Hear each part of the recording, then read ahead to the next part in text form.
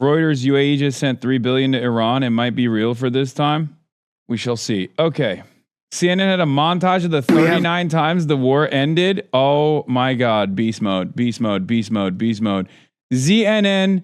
Before CNN turns into ZNN, here are the last gasps of some of the producers at CNN making an impact before Barry Weiss hits it like a Zionist meteor. Okay. Let's start there, actually. Here's Donald Trump, and the 39 times he said he's close to a deal with Iran. Over the course of the 105 days that Epstein's Fury, Operation Epstein's Fury, has unfolded, bringing about death and destruction to Iran, death and destruction to American assets, including American troops, and a complete destabilization of the energy markets around the globe, Donald Trump has tirelessly advocated, working round the clock for a ceasefire, and yet has never been able to achieve it, even though he has seemingly achieved it 39 times. Let's take a look. Major points of agreement. They want to make a deal. And we are very willing to make a deal. Well, I think we're going to end it.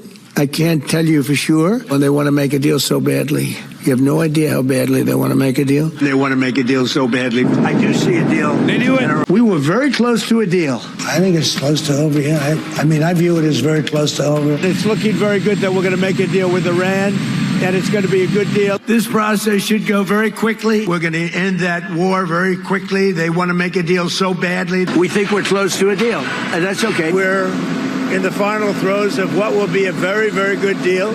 Today makes 39 times that he has said something like that. We have major points of agreement. They want to make a deal, and we are very willing to make a deal. Well, I think we're going to end it. Excuse me. Excuse me. That's called the art of the deal, you silly goose. You simply don't have the mental fortitude to understand when a real deal maker comes around and decides to wheel a fucking deal. The real deal is the lack of a deal all along. The real deal making is when there is no deal that's imminent and you just keep saying it over and over again. That, my friends, is the art of the deal. Yeah. You simply lack the mental fortitude to comprehend the 15-dimensional chess that's at play here. Oh, Trump has fallen asleep again during an Oval Office event with fishermen. Guess what? Also a part of the deal-making process. Okay? Yeah, you don't get it. You don't understand. You don't get it. Also, another part, a pivotal part of deal-making is when you show people that you are the alpha dog. Okay? Alpha dogs sleep wherever they must. Alpha dogs sleep in the middle of the Oval Office. I take back what I said. It's not 15-dimensional chess. It's 1,500-dimensional chess. He's showing the rest of the world that he is unafraid, surrounded by enemies. He can still fall asleep like that. You might think it's narcolepsy. You might think it's dementia. You might think it's his age, but it's none of those things. Well, it might be all of those things. But what it is Donald Trump showing everyone that's watching he does not care. He is so powerful. After all, 39 separate instances of wheeling and dealing. You'd fall asleep too. That's right. You'd fall asleep too. You'd take a tactical nap. Who amongst us hasn't thought about taking a tactical nap at their place of work? Shit gets boring. You know who gets to do that? Big dick bandits. All right, we just want to bring you up to speed with some breaking news that we are just getting in now. So Pakistan's Prime Minister, Shehbaz Sharif, on Friday, that's today, said that a final agreed text of a peace deal between the United States and Iran has now been reached, and that Islamabad is working with both sides to finalize the next step. Obviously, this comes as there is a lot of back and forth between the United States and Iran. The Iranians have also just recently said that a deal is closer than it has ever been. So we will continue to follow this and see if we get more news and see just how close we may be to an actual. So close. Thank you, Santa. All right, we want to get you up to speed right away with some breaking news out of the United States. The president, Donald Trump, has posted on his Truth Social platform. He is criticizing the Iranian media's reporting of this potential agreement that he announced between the U.S. Okay, maybe it's not. God damn it. Oh, brother. Oh, god damn it, dude. I thought this was it. You know, this time it's.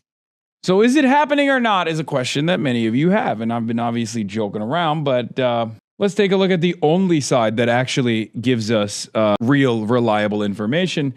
And yes, that is certainly not the American side. It's not the Israeli side. It's the Iranian side. J.D. Vance responds, but let's hear what the Iranian side said. Iranian Foreign Minister Sayed Abbas Araghchi says, on the MOU, a memorandum of understanding has never been closer, calls on media to refrain from speculating on details. Sayed Abbas Araghchi actually does confirm the deal is close. The Islamabad memorandum of understanding has never been closer.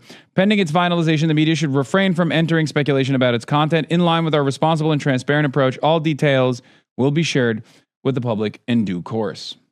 Now, just so you understand, this is new. Abbas Araghchi has, what is this? Response. Millionaire Hasan Piker, Nepo baby to a family of Turkish billionaires who made their fortune off the Armenian genocide and charging rent as landlords, complains about paying $6,500 for a luxury seat at a luxury sporting event and not getting a shout out by the NBA. Shocking. No, this is real. All of this happened. What can I respond to? Yeah, no, it's real. My father, my father's father, me, we are all billionaires. I'm a billionaire. Yeah, our whole family. And we made the billions off of the Armenian genocide, specifically. I don't ask how one can make billions off the Armenian genocide. Just go along with it, you know? Yeah, it's true. And yes, I did complain a lot about the luxury sporting event that I went to. And the only number that they got wrong is I actually sat courtside. I lied. I sat courtside. I paid $200,000 for a ticket, which to me is like basically $1 because I'm a multi-billionaire. And yeah, all of this is true. He got me. He got my ass. Yeah. Bro, you got to say you're joking. Cockroach Man takes it literally. I mean, who gives a fuck, dude? Haven't you realized by now that these people don't understand sarcasm? Dude, come on. Come on. Yeah. Elon Musk is not the first trillionaire. I am. People don't know. The secret's out, guys. Beast mode. Yeah. Is that tweet satire? No, I think that person sincerely is trying to, I don't know, do the weirdest version of defamation you possibly could do. Whenever Reddit goes down, I come in here and ask, hey, bro, did you see Reddit is down? I don't know. Yeah. Nobody knows that Tom Steyer's actually your dad? No, I'm his dad, actually. That's why he has $1 billion. I gave him a cool bill. I have so many billions that I gave Tom Steyer just for fun. $1 billion. I was like, I forgot about it already. That's right. Gave him a crumb of my billies. Anyway, meanwhile, J.D. Vance, while Araghchi is talking about a memorandum of understanding actually being close, which is important. This is new, right? Even then, it doesn't really matter, though, because once again, Israel might have a difference in opinion here. So regardless of how close a memorandum of understanding is to being finalized on the American side, on the Iranian side, have you forgot to ask the most important, the most pivotal side, Israel?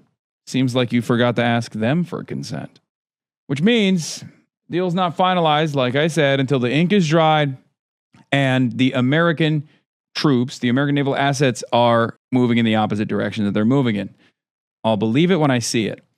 However, J.D. Vance strikes a very diplomatic tone and is clearly preparing a narrative on unfreezing of Iranian funds, which Trump has repeatedly claimed he would not do. And on other terms, he said, I'm seeing a lot of fake information about a potential deal to reopen the strait and end Iran's nuclear weapons program. First, the Iranians are not receiving any cash, and no funds are being released for simply signing a deal or attending a meeting. The deal is structured to ensure that the U.S. and its allies' concerns are prioritized. Ooh, this is good stuff. If you recall, there were teases upon teases throughout this process where Trump would signal to what he would want out of this deal and what he would be comfortable giving away. This was one of those things. He rarely ever mentioned the cash, the assets being unfrozen. And I'm sure there'll be a lot of paperwork, legalese, justifications that makes it seem as though we're not giving pallets of cash directly to Iran which is one of the things that Trump railed on and even Joe Biden over. So we shall see.